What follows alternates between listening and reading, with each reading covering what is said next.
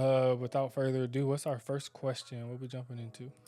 Okay, in what ways can a husband provide outside of bringing home a paycheck? Oh, okay. We jumping right into the All deep right. end. You thought we was going to tiptoe? No, we going all the way Yeah, in there. that's a loaded question. It is. Um, that's a really loaded question. When I think of a husband providing outside of financially, um, We still do. We still do. We still do. We still do after all this time at the altar. I alter my mind and vow to God I love you till he make his return. The rain should be the least of your concern. Under God's umbrella, I promise to provide and preserve his word and to serve your mind and spirit. Let me drive the boat. I promise I'ma steer it. The devil cannot get near it. You'll know this soon as you hear it. You need me, I need you. Even after the altar, we still do. what's going on, y'all? Welcome to another episode of We Still Do. We're your host. I'm Jermaine. I'm Lena. And whether you are newlyweds, decades in, We Still Do is for you. Yes, if you have not yet, please like and subscribe. Hit the notification button so you don't miss an episode. We do upload weekly episodes helping you to thrive after the altar. Yeah. So, man, we got a good topic for you today. I'm excited to get into it because I feel it's something that a lot of couples are experiencing. A lot of couples are trying to navigate, and we are hoping to help you with some of the insights that we have. So, before we get into that, honey, how are you? I'm doing good. It's a good day. It's a me and you day. Mm-hmm. Come on, give me some. Don't leave me hanging. You got some right here. Oh, what is it? What is it? Get it. Oh, So I'm looking forward to that. I'm really excited for quality time. You know, that's my love language. mm-hmm. And so I feel really good. That's good. A little Glad tired you though. do. We might need to schedule in a nap. That's fine. I'm cool with naps. How you doing, lover? I'm all right. I'm all right. Didn't get up when I wanted to, so some things didn't get done, but we're here. Aw. Yeah. For So those that don't know, my hubby gets very moody when he doesn't wake up at 3:30 in the morning and get his routine out the way. It's okay. not Still gonna moody, be a just pressed for time. lovely day, Mm-hmm. lovely day, Yeah. lovely day. So these questions actually came from our audience, you guys, and I'm excited to get into it. We had asked questions people had pertaining to marriage for our marriage revival that we hosted, and we did touch on that here. Mm-hmm. And I felt like there were so many unanswered questions, and so we just thought it would be cool to answer that on our platform here. Yeah, and even some of those that were answered was only answered for a small group of people, and so even answering it for the group at large, Yeah. I think would be really helpful. So, without further ado, what's our first question? What we jumping into? Okay. In what ways can a husband provide outside of bringing home a paycheck? Oh, okay. We jumping right into the deep All right. end. You thought we was going to tiptoe? No, we going all the way Yeah, in there. that's a loaded question. It is. That's a really loaded question. When I think of a husband providing outside of financially, um, I mean, I think of the ways, the generic ways, just like emotionally, spiritually, Not generic. generic as like an overview, like not like anything specific, but Okay. like when you think about, a husband being able to provide in those areas, I mean, that's a lot. It's you really asking a husband to do a lot.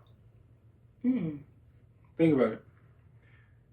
You want him to provide financially, which means he's going to go and I'm not saying a lot in the sense of like it's too much or you're asking too much, but it does take a toll. So when you say like, okay, a husband as a leader, a husband as the head of his home to provide financially going out working however many hours, for the husbands that are, the main breadwinners for their home, going out providing for their home, financially spending hours dealing with people, frustrated, and then to come home and provide emotionally, which also takes energy. Because men are not emotional, as we just learned. Not men are not emotional, they're emotionally modest. Emotionally modest. So something that is more difficult for men to tap into than it is for women, that takes more energy, and then to figure out, let's just say you got kids, so it's a lot, and you do that on a day-to-day basis.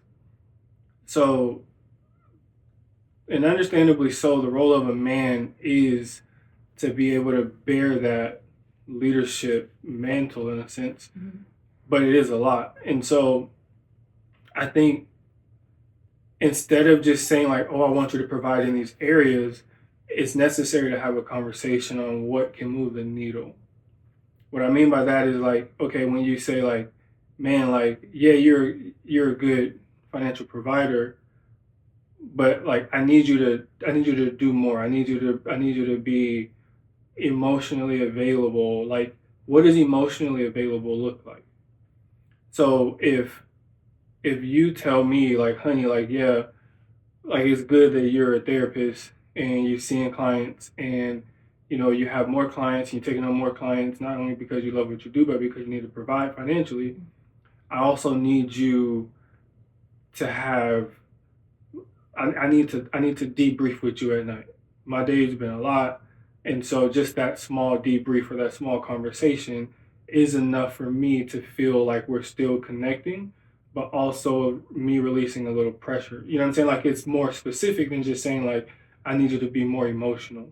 I think if it was like if I was to tell you like, honey, I need to talk to you at night so we could debrief, I don't know that you would be as open to it unless I came to you and I expressed to you how I felt.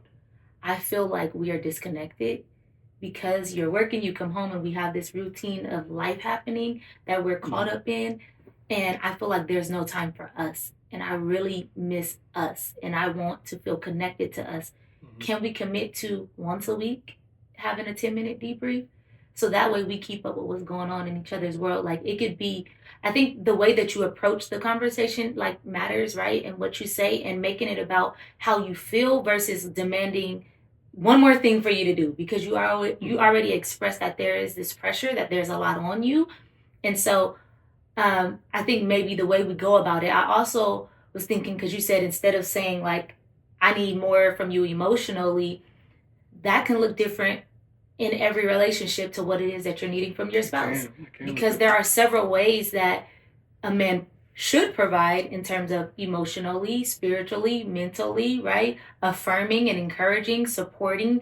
There's several ways, but for you specifically, or for the couple specifically, what is needed in this season can look different. Okay, yeah. So there was a season where postpartum, I needed you to help with these kids. Like I needed help more hands-on with the task, with like taking something off of my plate. And in this season, that looks a little bit different. I need more quality time, just us time like we're doing today. And so I think it's important to have the conversation, like you were saying, to figure out where to start and kind of what do you need from me? Because that can vary from couple to couple. It can. And I think at the base of what you're saying is this need for the man to feel respected when his wife brings these issues to him. Because, for example, like if you want to tell me that, honey, we need to talk more, but you come and tell me like when I walk in the door, like honey, we're not talking as much, and I don't like that, and we need to, you know what I'm saying? It's like I don't feel respected that I just had this long day at work, and the first thing you're telling me about is we need to talk more. You don't feel like your love tank is being filled, and that doesn't make me feel respected in the sense of me providing. It doesn't make me feel respected as the head of our home who needs to go out and make sure that we have a roof over our head, clothes on our backs. You know what I'm saying? Like, even though I know God is still our provider, I still have a part in that. You know what I'm saying? Provision. You know what I'm saying? So when you come and you talk to me in a way that makes me feel like you're not valuing my role in our family, then that makes it hard for me to want to show up emotionally, because it's like it's like you feel all the pressure. And so I just think of a lot of husbands um who are being asked to show up more, but because of their wives' strong desire for them to show up in another way, it almost comes off as if they could feel pressure. When in reality, their wives are just expressing a strong desire they have. Like, yeah, like, I know you're a provider. I know that you do a good job of that. I know you make sure that we and the kids or whoever is taken care of in our home, but I also need you. Like, I don't just need you to provide. I need you. And I think that really takes us back to God's original design of marriage, where it says, therefore a man shall leave his father and mother and hold fast to his wife. You know what I'm saying? And then it goes into talk about how they shall become one flesh. And that is, in Genesis 2, verse 24 and 25, like, that is the ultimate goal. Like, that one flesh. It's when we notice that we are drifting apart, when we notice that there is something that is in our way of connection, how do we have that conversation to where we can bounce back, or we can become one flesh? You know what I'm saying? Like, that word shall speaks of like something continuous in the future. It's not like now, happening now. It's something that we continue to do. So how do we continue to be one flesh? How do we continue to maintain this closeness, this consummation that biblically starts sexually, after we get married? And how do we allow, like, the things we do to keep us close? Because if we don't have that conversation, if we continue to allow this separation, there is something that's competing for our need to feel like we're number one in our spouse's lives. Yeah. And I think because of that need, there is this constant, and we heard it like this righteous jealousy, where, like, when it comes to human relationships, I shouldn't have to compete with anybody or anything in your life, including your job.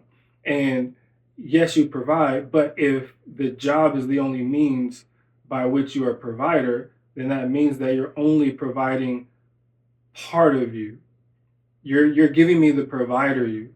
You're not giving me the tender you or the funny you, like the whole person. I think when it comes to a marriage, you don't come in to just be a provider. Like, you're giving yourself, right? So that's mind, body, spirit, like all of yourself to this person as you come together in this oneness. And if you're only providing in a sense of financially, then I feel like there's other areas that's being neglected, and I'm not getting all of you. Yeah. And there's something that I'm missing, but something in you that I long for, Yeah. And so I could see that, because if it is a righteous jealousy, now your job is coming before me, and I appreciate what you do. And because respect and honor is so big and is the number one need of a man, I feel like leading with that, of like showing and honoring and respecting what you do for us, not minimizing that, but just expressing this longing for something more than that. And a lot of people may not be aware of that. A lot of men may not know. A lot of men are taught, like, you work to provide, you work to take care of your family. And I don't know if they've ever been taught in a lot of men's situations, what does it look like to be affectionate? What does it look like to be emotionally connected? What does it look like to cover your spouse and your children spiritually? What does it look like to wake up and pray over them? You know what I mean? Yeah. What does it look like to lead a Bible study with your family, to lead them to the Lord, to take them to church, to worship? Like, what does that look like? They may not have the tools in their tool belt to do that. And so even in bringing it to the table, because a lot of times men think that it's just bringing the bacon to the table. No, I need you to actually sit down at this table and let's connect. That is equally as important. And so I don't think it's like a holistic approach. Like, we need all these parts of you. And I'm talking for me as a woman specifically. Like, I need the emotional, I need the physical connection. I need mentally to know we here, you see me, you accept me for who I am, you love me. I need spiritually to feel like I'm covered and protected. And I also need the security of provision too. Mm-hmm. And so I guess we do need a lot. That's a lot on you. I'm sorry about that. It is. But at the same time now, like, that does bring, and this is why, like, respect and appreciation is so important for men, is because in the time period that we're in, it's hard for the middle class man to make ends meet by himself. True story. Because the way the economy is set up, everything is more expensive, and so if you need to bring in more money, you have to really bring in more time. Unless you are an entrepreneur and you found a way to, you know what I'm saying, to make a killing that way. But at the end of the day, like, it's requiring a lot more of men to provide if they are the sole provider.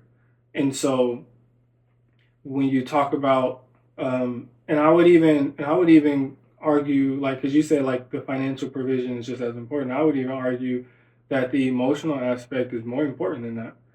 Because than the financial? Yes. I would agree with that. Like, it's more important because when researchers do studies and they interview elders and they are reflecting on their lives and they talk about, like, what's the most important thing or what you wish you would have done differently or whatever, they always point to the relational aspect. It's not necessarily more money. Right. Like, so that tells me when people get to the end of their lives, the one thing they look back and reflect on is the people that were in their lives. If they look back and they look at how their children are, they look at their relationship with their spouse, or they look at their family, or they look at how much more difference they could have made in the lives of people, that's usually the focus of their regret or satisfaction when they look back on their life, or their contentment. And if money is involved, it's usually because money was a tool to make those relationships better, or to provide more in those relationships. And so when we talk about husbands needing to provide, like, something other than finances, that emotional aspect, I think, really is what contributes a lot to it. And the way our culture is set up now is you really got to suppress that to deal with the harshness of the world as a man. Like, a lot of men suppress your emotions. Like, you have to find a way to survive, basically. Wow. And part of survival is suppressing this part of you that has to perform. You know what I'm saying? Like, you have to keep up. Like, with how technology is and how it's speeding up our world, and you can get everything at the tip of your fingers, and you got AI that can create a website for you in 2 minutes, a quality website. You know what I'm saying? With all of these things, like, you have to be able to keep up if you're going to be able to provide. And so when you think about that, like, you can't really dwell and you can't really sit and process unless you intentionally do it. You know what I'm saying? Like, and so when it comes to, like, men providing, there has to be this felt sense of appreciation from the people in his home. You know what I'm saying? That makes him want to open up that veil to expose his heart, to give his heart. Like, if he's coming home and then it's just like, okay, I need you to get the kids, or, you know, just constantly getting the kids, if it's all of that and there's no appreciation, it's going to make it really hard for him to open up to his wife. And so so when we talk about this one flesh, when we talk about, you know, this provision, like, I think it also requires us to look at what Paul says in Ephesians 5. And I just want to read it a little bit, actually, because I think when we talk about one flesh, like, it's this dual reality of it takes both of us, you know what I'm saying, to make this thing feel like we both want to be here. Yeah. We both want to provide. We both want to love each other. You know what I'm saying? Because in Ephesians 5, I want to look at verses 25. I want to start there. It says, "Husbands, love your wives as Christ loved the church and gave himself up for her, that he might sanctify her, having cleansed her by the washing of the water with the word, so that he might present the church to himself in splendor, without spot or wrinkle or any such thing, that she might be holy and without blemish. In the same way, now he's speaking to husbands. Husbands should love their wives as their own bodies. He who loves his wife loves himself. For no one ever hated his own flesh, but nourishes and cherishes it, just as Christ does the church. And so, basically, the call is for the husband to love his wife as he loved himself. So now we beg the question, how are you loving yourself? That's where it starts. How are you loving yourself as a husband? If you notice pain in your body, if you notice any discomfort, if you sense something in your body that doesn't feel like it's supposed to be, what do you do with that? Do you go to the doctor? Do you, God, what is this? Like, give me something. Like, give me strategy on like where I need to go, what I need to do, who do I need to talk to? Like, am I caring for my body? When you think about the rush of this world and you think about the things you got to do to keep up, we usually just take coffee to give us more energy. We feel tired. We don't listen to our bodies telling us that we need to take a break. Rest, that we're on the path to burnout. And like, we're so conditioned as a society, as leaders, that we have to push the leading edge. We have to go and move the needle. We got to grind it out. But in the midst of all that, like, are you listening to your body when it tells you that you're tired? Are you listening to your body to know the difference between an injury or when you're hurt? Like, what do you have to do? A lot of times, in order to keep up, men have to disassociate like their brain from their body. So if you ask a lot of men how they feel, they're not going to give you necessarily like, oh, I feel sad, or I feel anxious, or I feel, you know what I'm saying? Like, they're going to give you something that describes their performance, or I feel I could have did better, or I feel that there's more left on the table, or they can give you, I'm angry, but because there's the disassociation between brain and body, they can't, it's hard for them to tell you how to love their body in a way that's felt. And so because they don't necessarily have attunement with that feeling, it's hard to share that feeling with your spouse. And if you have a spouse who is necessarily nagging and not necessarily making you feel valuable or making you feel respected, it's going to be hard to open that for you as well. So men have to be in tune with their bodies in order to love their spouses in a way that they receive love. I agree. It's kind of like how it says, love your neighbor as you love yourself. And I mean, the closest neighbor is your spouse. We're right there next to you in the bed, should be anyways. And so when you think about that, it's hard to love someone if you haven't first loved yourself. And I think taking care, I love how you said that, taking care of your body is a part of loving your spouse. Because you can't show up for me if you exhausted, if you burnt out. You won't have the capacity to show up for me emotionally, physically, or any other way if you're not taking care of yourself. And I remember, like, with working out, you would be like, working out, you're very disciplined in that. And I appreciate, because I get to enjoy the fruits of your labor. And I love it. But that was about to go way left field. But I remember you telling me, like, yeah, I work out for me, but I work out for you too. And I was like, well, you work out for me too. Like, basically, you understand that your body also belongs to me. And so I get to enjoy that. You want to look good for me. You want me to obviously be attracted to what you got going on. And so I can definitely see that aspect. And, you know, I enjoy it. It kind of shifted my mind and my perspective to not consider just me and how I'm feeling in the moment, but also to want to show up for you in the same way that you show up for me, and like practicing those disciplines. That's both spiritually and physically, because even though you work out, you run and all the things, but you're also very spiritually disciplined, where you're praying and you listening to the word and you reading your word. And there's been many times where that has convicted me. And then there's been times where we doing it together, you know? And so I think that both are important. I think praying for your spouse out loud is not something that is practiced often.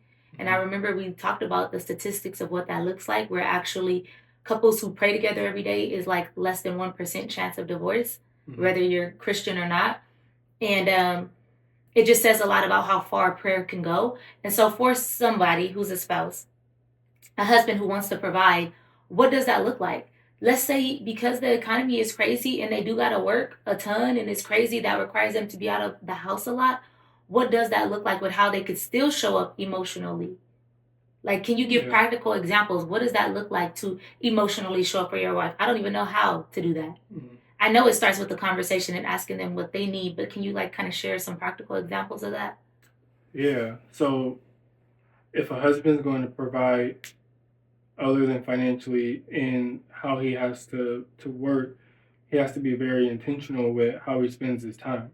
A lot of times when we feel like we're getting tired or overwhelmed or whatever, we go to the one thing that we can like almost like numb out, do without any energy. Yeah. And so maybe that is like, okay, I know that when I get home I'm gonna be tired. My wife knows that I'm gonna be tired. Maybe I can before I go in the house, so let's just say I leave work, I get in the driveway, I'm sitting in my car, I mentally prepare myself that I need to give at least 10 more minutes, 15 more minutes, half an hour, whatever, for my spouse. And it's really that transitional period that helps you prep for what you're about to walk into. Or if you have kids, it's like, okay, I need to mentally prepare myself that I'm going to go in here and it might be chaotic, but I'm prepping myself because I know that this is the time that where I could have time for my spouse. And so maybe I go in here with my mind prepped to calm the situation, whatever it is. So now I can spend time. Maybe I go in there, she needs a hug. You know what I'm saying? Like maybe so something that's very intentional. Or like maybe it's lunch. Maybe you are on a lunch break and maybe you two can FaceTime. Maybe you get on the phone, you have like a 30-minute date or whatever. I don't know, maybe you have phone sex. I don't know, whatever your thing is, use that time to intentionally connect. At the end of the day, it's going to be some form of a sacrifice, and you have to be willing to sacrifice a little more of you to connect with your spouse. So whatever that looks like, and it does start with a conversation, because, for example, I remember we were talking to one couple, and the husband shared how he used to love to kiss his wife before he went, like wake her up, because he wakes up early in the morning, kiss his wife to go off to work. That was frustrating to her. She loves her sleep. And so he started sending her text messages. You know what I'm saying? Like, good morning, beautiful, I love you, have a good day, whatever it said. And that was sufficient for her, because not only is it something she can wake up to, but it's like, okay, he's doing this because he also respects that I want to get sleep, because I'm probably tired, probably stressed out, something's going on with my body, and he's also considering me. So it has to be some form, because he probably loved to hug her, you know what I'm saying, to feel her connection before he left for work. Because I believe he has a pretty difficult job. So that was important for him. But it was a sacrifice to say, you know what, like, it's important for her to get sleep, so I'm gonna just send her a message. So we have to start with communication if we're gonna understand, what that need is. And then whatever that need is, and she gives you that, then you figure out, okay, well, what would be the most meaningful to you? When would this be the most meaningful to you? And now I can be intentional to say, okay, this is when I'm gonna do it. So now I have to be willing to do it, willing to put in the effort, willing to step outside of myself to do it. And I think that's a practical way that you can do that. That was good examples. I think to feel like seen. In the moments where you just come up to me and hug me, I feel like, how did you know I needed that? Like, you see me, And the moment where it's complete chaos and you affirm me, like, you're such a good mother. You're doing a great job. Like, I know it's crazy over there with the kids. You're doing a great job. Like, that means a lot. Or even if you have so much technology, like, you would send me a voice memo affirming me. You've done that several times. Or even a prayer, sending me a prayer through a voice memo. If you on the go and you just can't call and talk long, because I know I be keeping you on the phone, like, it's those little things. And I think we don't realize how the little consistent things builds up over time and means so much more, at least to me. I can't say all women are different. I'm not going to put us all in a box, but it goes so much further than you realize. And it's even those little connecting points of you being intentional. Call while you're driving or while you're working or on your way to work or whatever. It's those little things that keeps the connection in terms of like emotionally. Like, I want to feel seen. I want to know what's going on. Or the moments where you slow down. How are you doing? Like, how you feel today? Like, you know what I mean? Yeah. So I think that's a way that you can just emotionally be able to connect with your spouse for sure. And then, I mean, I think we gave the practical examples of spiritually and what that can look like as far as providing.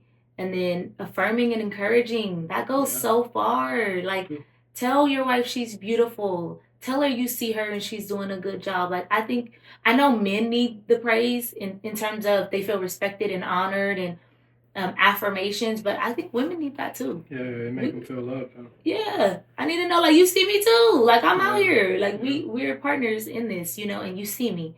And so I think both are important. But I wanted to share the scripture, you don't mind. Okay.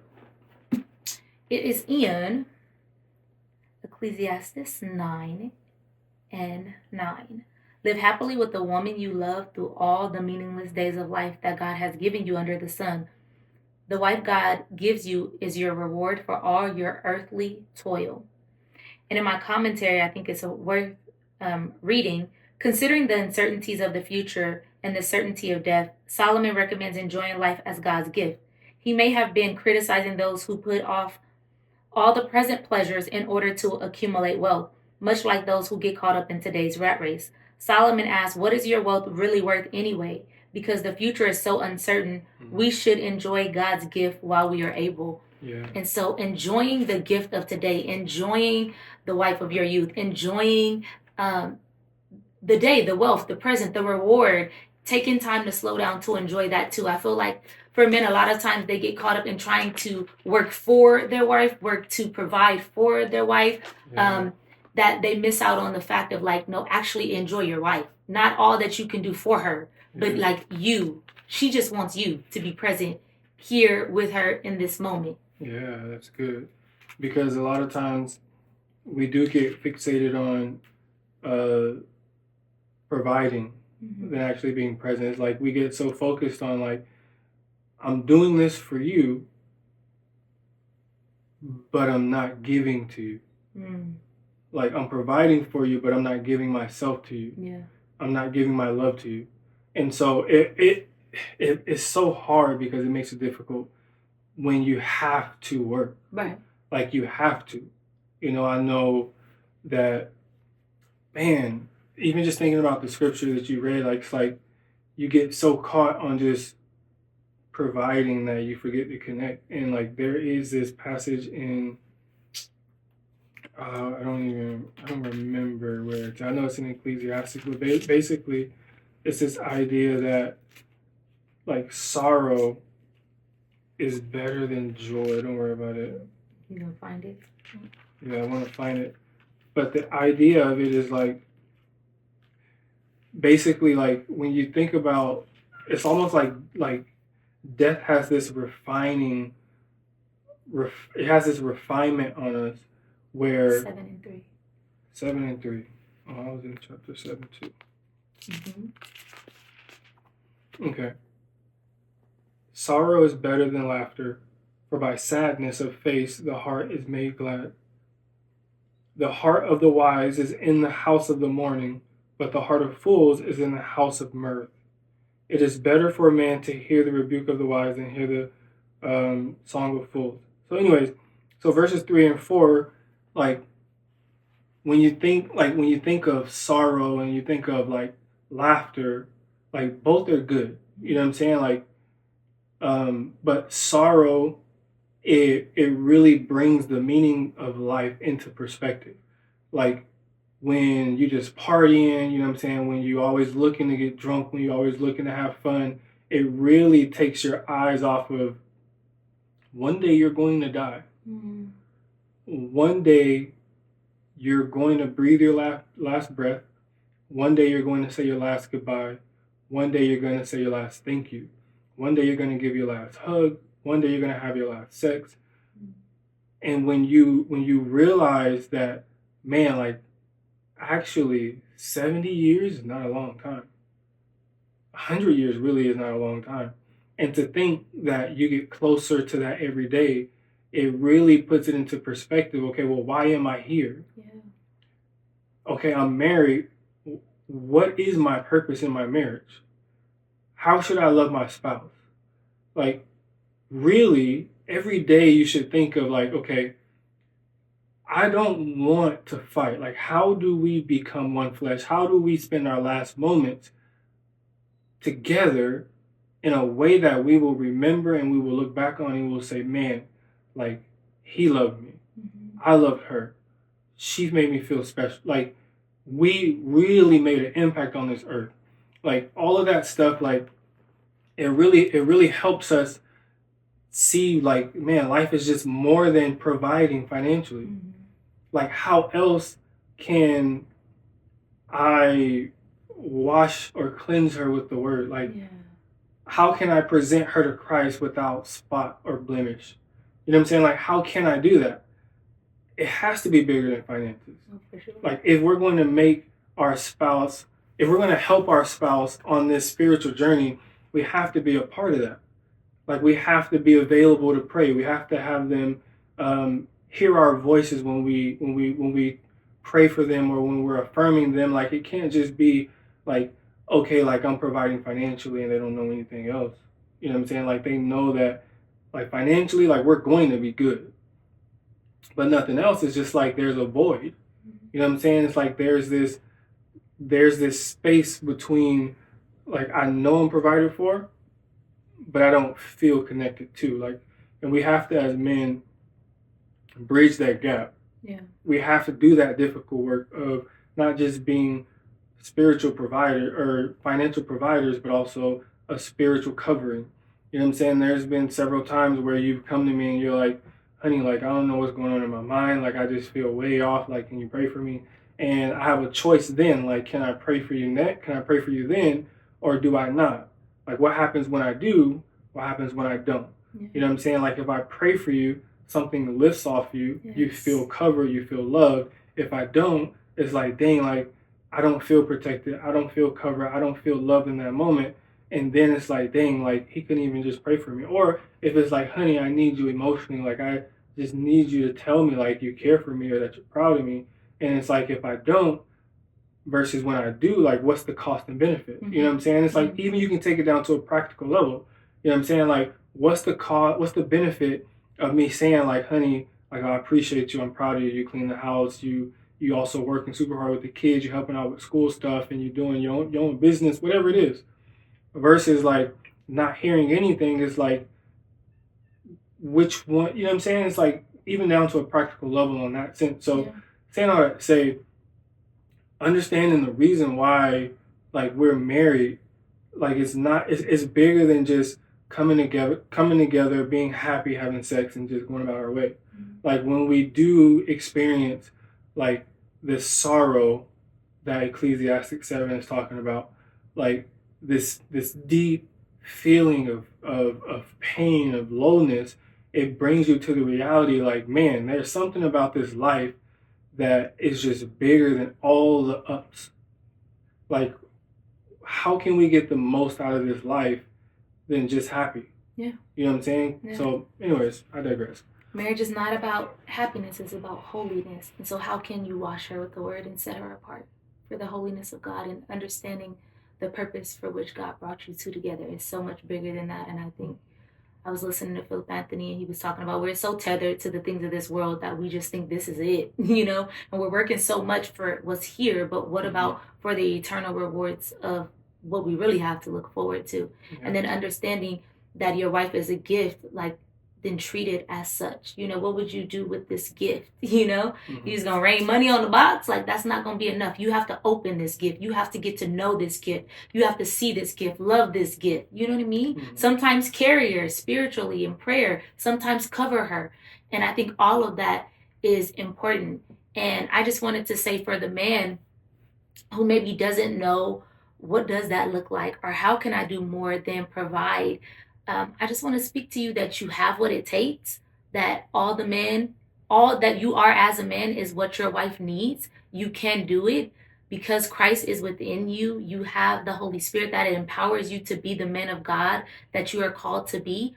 You have more to give than just finances. And I know it may require more of you in terms of your mental fortitude that you feel, or even your emotional or your energy physically, but it's always going to be worth the investment.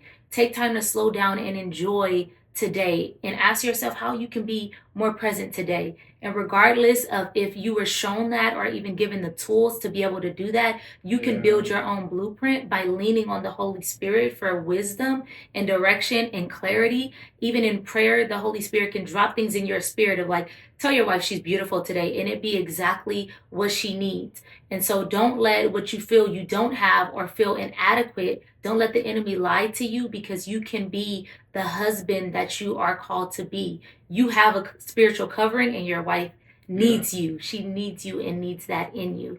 And so while I'm sure she's grateful for your provision, that's only one aspect of you. And I think you'd be selling yourself short if you think that that's the only thing you got so have much more to offer, to bring to the table. Yeah. And so, man, we leave y'all with that, man. And our marriage emotion challenge is... You got it, or you want me to do it? I mean, I got it. I got one in my head. I got it, because you're struggling. No, I have it. Okay, go ahead. I don't have that one. No, go ahead. Whatever you feel okay, cool. So this one's 2-part. One for men, one for women. So the marriage emotion challenge for women is when it comes to your husband and you want him to provide in these other areas that you feel are lacking, how can you show him respect in a way that will open his heart up to share with you? I want you to think about that. Or if you don't have the answer, I want you to ask your husband. And the second part for husbands is I want you to think of what has your wife been asking you for that you haven't been doing? And what ways can you provide for her to make her feel loved, make her feel seen? By both of you doing that, you will increase your marriage satisfaction. Trust me, it's all worth it. Both of you deserve the best parts of each other. Yeah. Even if you get not the best parts sometimes, you deserve the best parts of each other. You got married to give the best parts of yourselves to each other. And so with that being said, we bring to a close another episode of We Still Do. Thanks for joining us. Yes. And if you haven't, make sure you like and subscribe and share this with someone you know who needs to know that there's so much more than just providing financially and what that could look like. And we hope it was a blessing to you. And till next time, y'all. Peace. Gonna love you always. No doubt you're my blessing. Ain't no second guessing. No